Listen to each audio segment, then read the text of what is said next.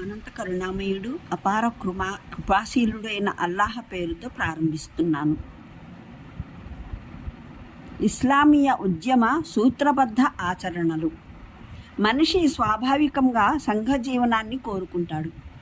తన చుట్టూ ఉన్న సమాజంతో మమేకమై జీవితం కొనసాగించడాన్ని ఇష్టపడతాడు. మనిషి సమస్యలు కేవలం అతని వ్యక్తిగతం వరకే పరిమితమై ఉండవు. సమాజంలోని ఇతర వ్యక్తులతో, సంస్థలతో అతని సంబంధాలు పెనవేసుకొని విస్తృతమై ఉంటాయి. మనిషి సమస్యలు అతను జీవిస్తున్న సమాజపు భావజాలం, నైతికతలు, తాత్విక దృక్పథాలపై ఆధారపడి ఉంటాయి. ఆ పునాదులపైనే అతను సంతృప్తికరమైన పరిష్కారాలను ఆశించగలుగుతాడు. మనిషి ఈ పుడిమిపై ఉనికిలోకి వచ్చిన మొదటి రోజు నుండే అతను తన చుట్టూ ఏర్పడే సమాజంతో ఎటువంటి సంబంధాలను కలిగి ఉండాలో అతనికి నేర్పబడింది. ఈ నేర్పించే, శిక్షణ ఇచ్చే నాయకత్వాన్ని స్వయంగా సృష్టికర్త అయిన అల్లాహ్ మానవ సమాజానికి అందించాడు. ఈ నాయక శిఖామణులనే ప్రవక్తలు అంటారు. ఈ నాయకులే మానవ సముదాయానికి మార్గదర్శకత్వాన్ని, తదనుగుణమైన నాయకత్వాన్ని అందించారు. మానవ జాతిపై సృష్టికర్త అనంతమైన కరుణాకటాక్షాల ఫలితంగా ఆయా కాలాల్లో మానవ సమాజపు బాటసారులు దారి తప్పకుండా ఉండేందుకు, వారికి సరైన మార్గదర్శకత్వం అందించేందుకు ఈ ప్రవక్తల పరంపర ఏర్పాటు చేయబడింది.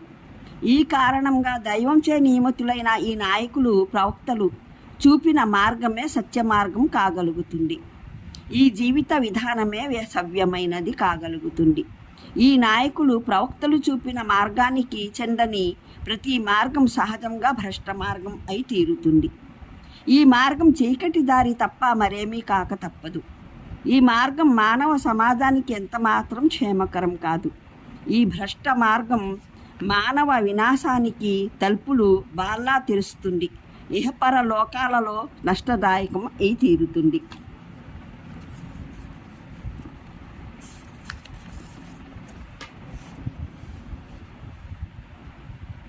సందేశాత్మక పిలుపు. అల్లాహ్ సృష్టికర్తచే నియమింపబడిన ఈ నాయకులు, ప్రవక్తలు తమ చుట్టూ ఉన్న సమాజాన్ని సంస్కరించే కృషి చేసేవారు. దైవ సందేశాన్ని ప్రజా సమూహానికి అందించేవారు. ఈ ప్రచారాన్ని లేక కార్యక్రమాన్ని ఒక ఉద్యమంగా నిర్వహించేవారు. తద్వారా సమాజంలో బోధనాత్మక సంస్కరణను కొనసాగించేవారు. దైవ ప్రవక్తల ద్వారా నిర్వహింపబడిన ఈ సందేశ ప్రచార ఉద్యమం ఆయా కాలాలకు చెందిన ఇస్లామీయ ఉద్యమాలుగానే అంగీకరించబడ్డాయి. ప్రవక్తలు స్థాపించి వెళ్ళిన సూత్రాలపై, మార్గదర్శకాలపై, వారి పాదముద్రలపై ఆ తర్వాతి తరానికి చెందిన వారు ఈ ఇస్లామీయ ఉద్యమాన్నే కొనసాగించారు. ఈ ఇస్లామీయ ఉద్యమ ప్రధాన లక్ష్యం మానవ జాతిని దాని నిజ సృష్టికర్త ప్రభు అయిన అల్లాహతో సంబంధం ఏర్పరిచే మార్గాన్ని సుగమం చేయడమే. ఈ లక్ష్య సాధనకై సాగిన ఉద్యమాలు మాత్రమే సవ్యమైనవి, సత్యమైనవి, సాఫల్యమైనవి. దైవ ప్రవక్తల లక్ష్యానికి భిన్నంగా ఈ ప్రపంచంలో ఉనికిలోకి వచ్చిన ఇతర ఉద్యమాలన్నీ పైకి అవి ఎంతటి అభివృద్ధికరమైనవిగా కనిపించినా వక్రమమైనవి, అసత్యమైనవి, భ్రష్టమైనవి, మానవ వినాశకరమైనవి. సామూహికంగా ప్రవక్తల ఉద్యమం మానవ సంక్షేమకరమైనది కాగా, తత్ వ్యతిరేకంగా మానవ కల్పిత ఉద్యమాలు మానవ సమాజానికి నష్టదాయకమైనవి. సృష్టికర్తచే నియమించబడిన మానవ సమాజం, సహజ నాయకులైన ప్రవక్తలు, వారి తర్వాత వారి సహచరులు ఈ ప్రపంచానికి అందించిన సందేశం ఎప్పుడూ ఒక్కటిగానే ఉండింది.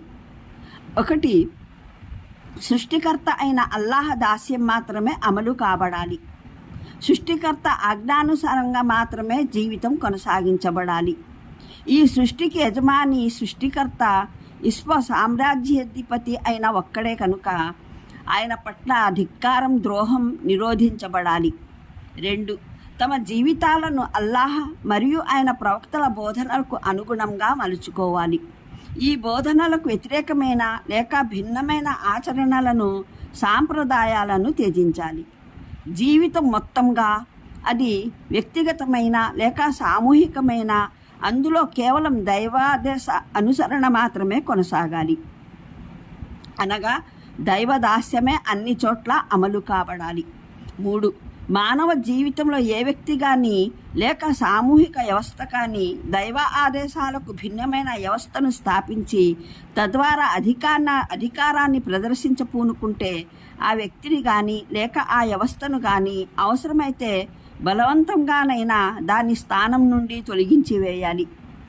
ఎందుకంటే ఈ భూమికి సృష్టికర్త కేవలం దేవుడు ఒక్కడే కనుక, ఈ భూమికి యజమాని కూడా కేవలం దేవుడు ఒక్కడే కాబట్టి ఈ భూమిపై అధికారం ఆజ్ఞాపించడం కేవలం దేవునికే చెందాలి.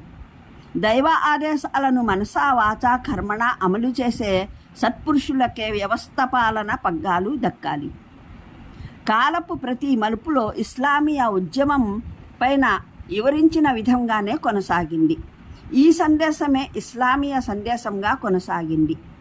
ఈ సందేశంలో మాత్రమే మానవ వ్యక్తిగత, సామూహిక, వ్యవస్థాగత శక్తి సామర్థ్యాలు ఇమిడి ఉన్నాయి. ఈ వ్యవస్థాగత శక్తి పాలనను స్థాపించడానికే మానవుల నాయకాశిఖామణులైన ప్రవక్తలు ఈ ప్రపంచంలోనికి ఏతించారు. ఈ వ్యవస్థా స్థాపన కోసమే తమ జీవితాలను వెచ్చించారు. ఒక విశ్వాసి జీవిత లక్ష్యం కూడా ఈ సందేశ ప్రచారం, ఈ ధర్మ సంస్థాపన తప్ప మరేమీ ఉండే వీలు లేదు. సైద్ధాంతికంగా ముస్లిం సమాజం ప్రపంచానికి మార్గదర్శక సమాజం. సమస్త మానవాళికి దైవం తరపు నుండి అందిన సాఫల్య మార్గమైన ఇస్లాంను ఆచరణాత్మకంగా ప్రపంచం ముందు ప్రదర్శించడం ముస్లిం సమాజపు కర్తవ్యం. తద్వారా మానవాళి ముందు ఈ సాఫల్యవంతమైన జీవిత విధానంలోని శుభకర సౌలభ్యాలను, సంక్షేమకర సమన్యాయాలను ప్రదర్శించవలసి ఉంటుంది. తన ఆచరణ ద్వారా సమస్త మానవాళి ముందు సాక్ష్యంగా ముస్లిం సమాజం నిలబడవలసి ఉంది. కానీ ఈ ప్రపంచపు దురదృష్టం మరియు ముస్లిం సమాజపు దౌర్భాగ్యం ఏమిటంటే ఇస్లామీయ సమన్యాయ సంక్షేమకర వ్యవస్థ కేవలం ఒకే ఒక్కసారి ఈ ప్రపంచం ముందు తన పూర్తి స్థాయి శక్తి సామర్థ్యాలతో, సంక్షేమకర వరప్రసాదాలతో సాక్షాత్కరించింది. ఆ తర్వాత ఈ అద్భుత వ్యవస్థ ప్రపంచపు దృష్టి నుంచి మరుగుపడింది. స్వయంగా ముస్లిం సమాజం సమస్త మానవాళిని తన వైపునకు తన ఆచరణ ద్వారా ఆకర్షించవలసింది పోయి ఇస్లాం పట్ల అపోహలకు, అనుమానాలకు, విమర్శలకు గురి చేసేలా మారింది.